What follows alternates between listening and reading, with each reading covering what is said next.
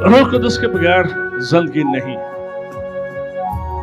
If you want to do something for the kingdom of God, تو پھر آپ کو روح سے ممور ہونا ہے.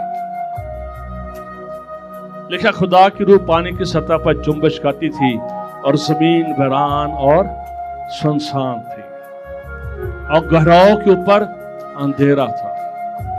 اگر آپ کے اندر خدا کا روح نہیں ہے, you are living in darkness. آپ کی زندگی میں ویرانگی ہے, بربادی ہے. لیکن اب خدا کا پاک روح ہے تو اس بات کو یاد رکھیں, جب خدا کا روح ہماری زندگی میں ہوتا ہے نا, تو اگر ہم معمولی سا جھوٹ بھی بولے نا تو سا نہیں جلائیں گے. روح قدس کی سمپل سی نشانی یہ ہے کہ میں ممور ہوں کریں.